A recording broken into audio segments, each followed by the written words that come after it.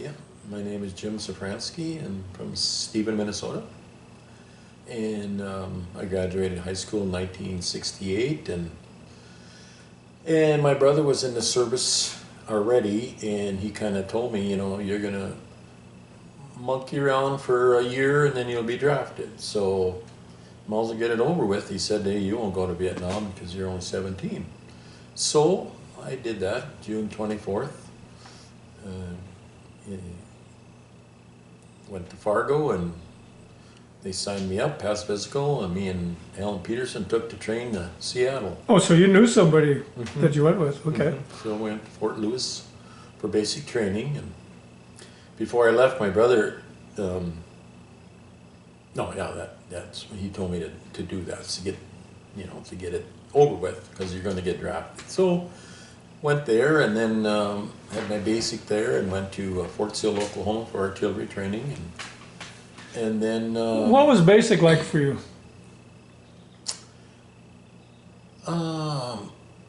It was. Because you were pretty athletic in high school. Well, yeah, I mean, and there was guys there 26 years old trying to do the PT course, and they couldn't run very far there. And in Washington, you had a lot of hills you had to climb and march up them hills, and they couldn't make it. And no, that went pretty good. Mm-hmm. So, what's some of the things you did? I mean, a lot of marching. Marching, and we missed the rainy season. Towards fall, the rainy season would hit the Seattle area, and the year before, the whole company got pneumonia because them drill sergeants wouldn't give up. You had to be out in the rain and the cold, and and then you had to sleep with the windows open because of meningitis. Yeah, meningitis. Yeah, meningitis, and you had to run into a couple of drill sergeants. Meet me at noon, and no, I never did, because I knew what they were going to do. And then when it was all over, those big drill sergeants were screaming at you. They were in the mess hall eating with you and laughing, and that went pretty good. They knew you were going. Huh? They knew where you were probably going. Well, then, first time on an airplane, a jet, we flew out of there and flew into Fort Sill, or Oklahoma City, probably Fort Sill, Oklahoma. We went, for training there, and then when that was over, they were reading off who was. So that was your EIT. Yep. Artillery. Mm-hmm. What was involved in that? You learned about the different size guns they had to shoot, and then you would get out and shoot the 105. That was kind of the basic one. And like in Vietnam, they moved them a lot all over, So we shot those and pulled some guard. And so you were a gun buddy then? No. When I got there, when I got to Vietnam, I was in a service battery. We hauled ammunition. Okay. And we loaded. Well, anyway, after we got done there, the drill sergeant was telling everybody, where are you going? Where are you going? Vietnam. So I was going to Vietnam. So went home on my little leave and went to Oakland, and, well, you can't go, you're 17. Really? Yeah, but we're going to hold you here for 2 months until you turn 18. No kidding. Yeah. So I got to come home again just before in December. I think I was there almost 3 months, 2.5 months. Come home for a little leave and went back there, and 4 days later after my birthday, I was there for Christmas, 68. So what'd you do for 3 months? There was a orderly room there. I helped those guys in there, and the guy let me use his car, go get the mail and stuff like that, and slept in the barracks, moved around in there. Saw a lot of guys come through there that I went to basic and AIT with. They were heading out. And oh, you did? You saw some guys that you'd seen? Yeah. And so then we got on the plane and flew over there, and they sent me up to Tay Ninh, where that's where our headquarters were, and then I got it to be in service battery. We hauled ammo, and we loaded ammo on nets, and the Chinooks would come in, and you'd hook the donut on their hook, and they would take the Pro Joes and the powder up to, we called it French Fort. We were What division were you in?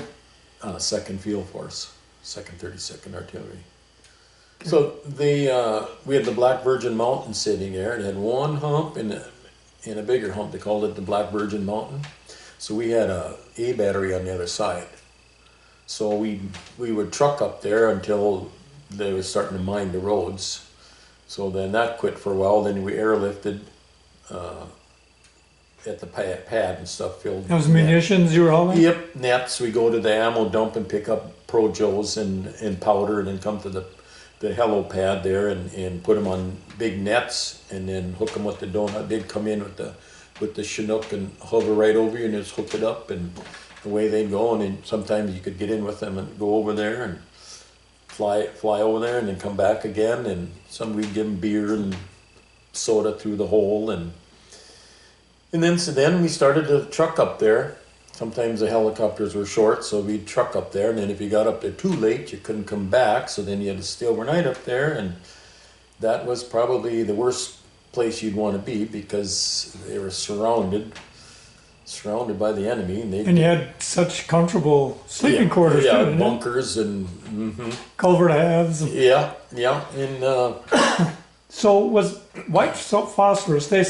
I did a few of these runs, and they said that would ignite on contact. oh, burn the hole right through you. Yeah, but they said if the VC shot it, it would blow. Oh, probably. That's what they told me. Some deadly stuff. The only thing that would stop it is water. If you got it on the arm, you'd hurry up, try to get it. Well, they would. Yep, something in dab. I know those three things they said you'd do. Yeah, white phosphorus. Yeah, that was some stuff. And so the Black Virgin Mountain was sacred, but the VC were in the middle, and we had a base camp on top. So we'd go out on turkey shoots with the 8-inch.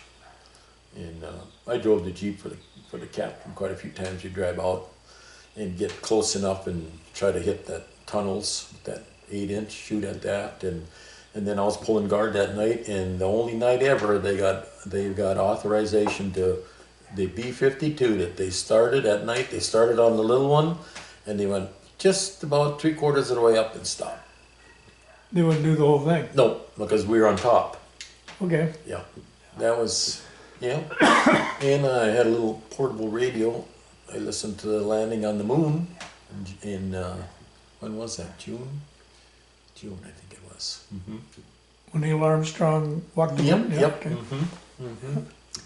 No, and we, worked on trucks, hauled ammo, went up there, and on them dusty roads you couldn't see nothing half the time. And you come in, there'd be bullet holes in the box, or then whoever hauled the powder would be like 5 lengths behind. So tell me, what was in the convoy? I mean, what'd you have for protection? Sometimes you'd have a personnel carrier in front, and sometimes they thought it was safe enough. Just you had your rifle, and then you had sandbags on the floor of the truck in case you had a mine, and basically that was it. They didn't have like a quad 50 in the middle or anything like that? Nope, not. No Cobras, escorts, or? Nope, no. Even going up around to the A battery on around the Black Virgin Mountain there, nope. It was, but then they had landmines and stuff, and some of the trucks blew up. But that hauling the powder was the worst, How many trucks in a convoy usually? Oh, sometimes we'd have 6, something like that. Not a big. Sometimes we'd take rations up there. A lot of times the helicopter would bring their rations and water and all that stuff up there too. It was kind of an old French fort. The French were back there too, up around there. So.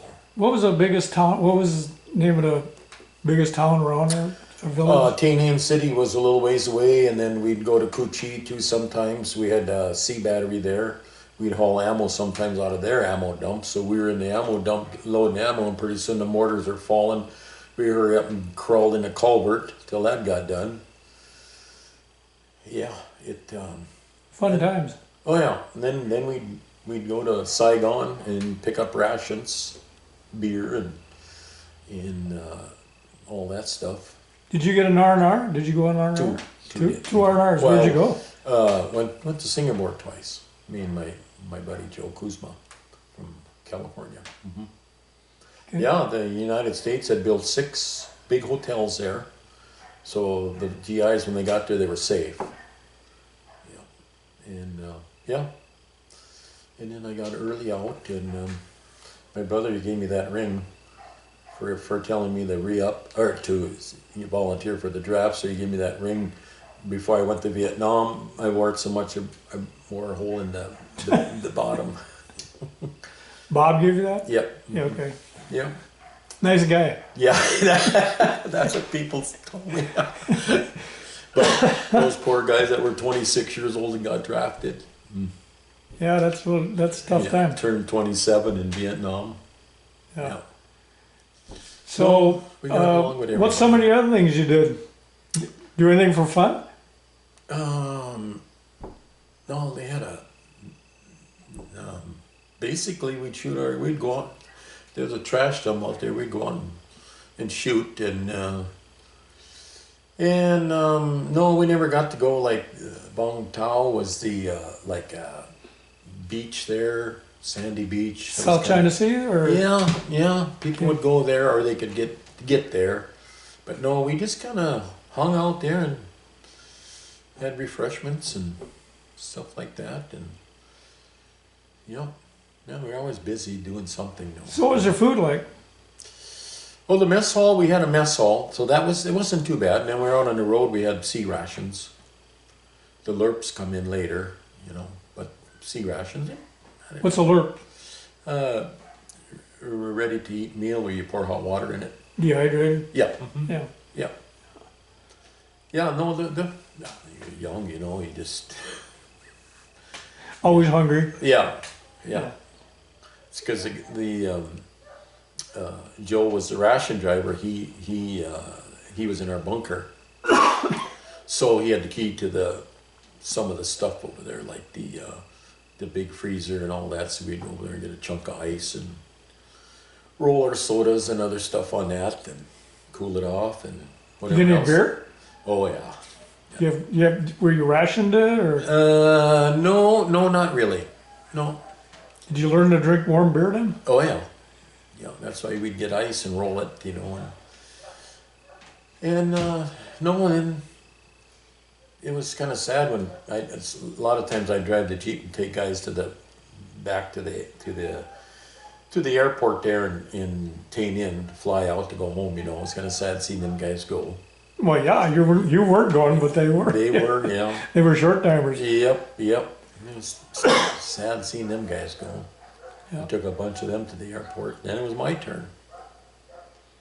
Yeah, and it just seemed like a dream. So you extended for 2 months. Yep. Mm-hmm. And still doing the same thing in those 2 months? Yep. Mm-hmm. Your duty never changed? Nope, never changed. And, okay. So you get to the Freedom Bird, mm-hmm. and what's that like? Once it's left, it took off. Everybody was yelling and screaming, and then we had to land in Japan, fuel up, and then we hit the coast of California at night. So you could just, all of a sudden, you started seeing the lights, and then you knew you were getting home. And they ran you through really quick. Got your papers that you're out, and your uniform and all that, and away you went to the airport. But Did you get a steak supper? I don't even remember. We got to the airport and at night, so there weren't protesters there. So you got to the airport. How were you? So there were no protesters in the airport. Not at night, no. So how were you treated? You didn't notice too much? No, there weren't any there. So then when we got to Minneapolis and we switched planes and come to Grand Forks, it was like 20 below, I think, when we got home. Well, that was the hard part, coming from 90 above to 20 below. and then all of a sudden you're in civilization, just like that. Exactly. Within what do you do? 24 hours, you're on. Yeah, exactly. It's quite a shock. Yep. Yeah, it was. And my tonsils swelled up. So what'd you do when you got home? Well, in wintertime, we were monkeying with snowcats then, and You still racing them? we did. We did till '86, I guess. But Yeah, no, just helped Dad in the shop there. He was a dealer, Polaris dealer, and drew unemployment for a while, and yeah, and then in the July, it was a June or July of '70, I got on at Articat, second shift welding, and then went to auto mechanics there for 1 year, and Where was that at? yeah, that at that time it was in Lincoln High School. In one side there, they had the auto mechanics, Okay. hmm Yeah. and then later on they built out there where they are now. Hmm Okay. Yeah. Other than that, you just wonder after you're home for a while and you see all that, and the war was still going on when you're home, and you start wondering why. Did you ever question yourself why we were there? Did you ever talk amongst yourselves? Not at the time, but towards the end, people were starting to wonder. What are we doing here? People dying. 50,000 soldiers died over there. Yeah. Then you find out people making money on it. Yeah. If you want that in there. Yeah. I was. The protesters. They pretty much got it stopped. Oh yeah, well, Congress cut the money. Yeah. They saw it was hopeless, which it was. And then the Chinese stuck their nose in there, NBA and that. So that kind of, and they have endless troops. I mean, bodies to them were just bodies. Yeah. So anything you wish you'd have done different while you were in the military? Stayed in longer? No, I wanted to get out. It's funny, we had we pulled our own guard and everything, and then what was that? About 2-3 miles away was a Catholic. The priests, and they had their own berm. They pulled their own guard and everything. I often wonder what happened to them. Really? When the North Vietnamese took over. Yeah, right. Yeah, and his father Zeus was there, and we'd get some of the KPs that would come in and fill sandbags and stuff. What was your guard duty like? I mean, Some what was it? It was split up to sometimes you had 24-hour, then you had a day off, and then sometimes you went on at 6. I don't know what time it was, and then you pulled guard all night. how long was your shift? All night, but you changed off with another guy in the bunkers. You only had one other guy in the bunker? Yep. So one could sleep for a while? Right, and- yep. yeah, okay. You took Yeah. turns. Yep. Mm-hmm. Ever doze off? Standing up, I did one time. I was just dang tired, and we were on red alert. So, Yeah. they couldn't say nothing. You were standing up with your eyes closed. So did you put out claymores or any We of had that stuff? claymores and concertina wire out front. Did you put them out every night or No, they were there they stayed permanently. permanent? Okay. Mm-hmm. Then we got to shoot the M79 thump gun quite a bit, and 24-hour guard. The grenade launcher? Yep, we were pretty good with that. And we had 60 caliber 60s M60s in the corner, the 24-hour ones.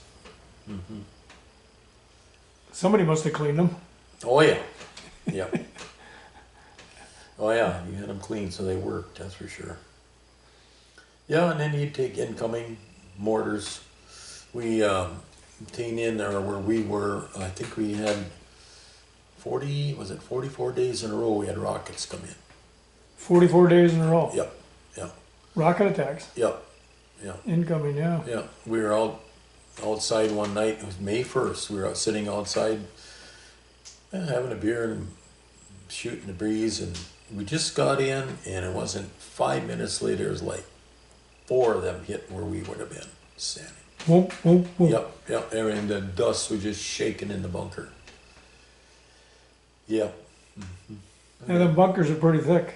Oh They yeah. have to be a direct hit. Yep. And Yeah. then they had a direct hit on the commo bunker, but it didn't go through. But it made a heck of a hole there, and they hit the headquarters motor pool building, burned that up, blew that up, and When you hear that whistle, You better be digging in, huh? digging in, or it was too late when you hear the whistle. It either went over you or, yeah.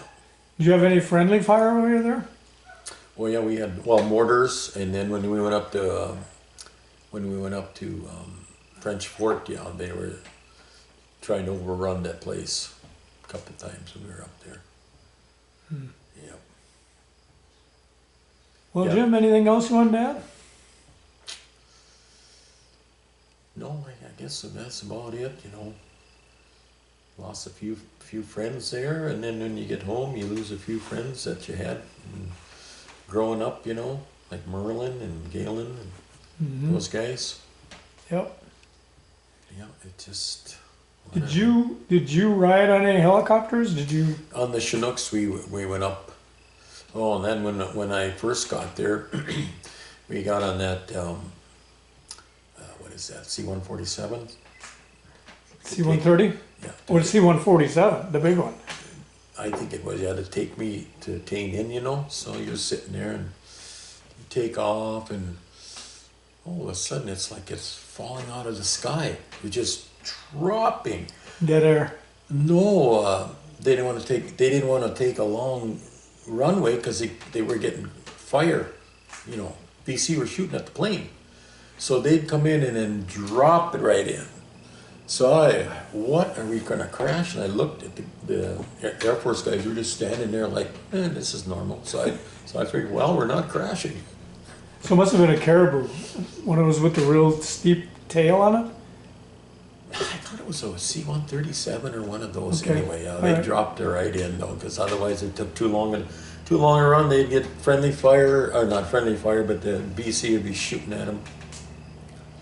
Yeah, they were around there. There's no doubt. Last time I pulled tower guard there, and then it got you had to have permission to shoot sometimes at the end. Yeah. We had tower guard. We had a 50 caliber, and they were in the trash dump shooting mortars to A battery, and you could hear them. I know we could have. Nope. We had to call in, and a lieutenant had to come up there, open the trap door, and take up coordinates, and they were long gone, and then A battery shot. It got the beast. Had a bead on him, couldn't do nothing with it. Nope. It got weird. Yeah. Yeah, it sure did. Well, you got anything else, Jim? No, not that I can think of. 2 Christmases I was there. Huh? I was there for 2 2 Christmases. What was Christmas like? Did you get a meal? Yeah, we did. Yep. We had ham and turkey and stuff like that. Yep. Yeah, other than that, it was another day. Did you get any care packages from home? Oh yeah, my mom sent cookies and, oh yeah. Yep, letters and cookies. They'd come pretty much beat up, but it still didn't matter. You still ate it. Yeah. Yeah. Yeah, other than that, yeah, it was an experience. Something you'd not want to do again. No, but there should be a draft. There, some of these younger generations should be in the military for 1 year for sure. Everybody should do 2 years, you're thinking. Israel does that, even the girls. Yep. 2 years. Right out of high school, they're in for 2 years. Yep. Yeah, it kind of makes you grow up. That's for dang sure. You get some drill sergeant screaming in your face. You had no place to go but stand there. Yeah. We had some big guys, boy, and at the end they were just eating and laughing with us, and they had to do that. They had to toughen people up. Yeah. Yeah, they did a good job of that. Oh yeah. Yeah, that's for darn sure. Well, Jim, I want to thank you for your service, and thank you for doing this interview. Yep. Thanks, Jim. Yep.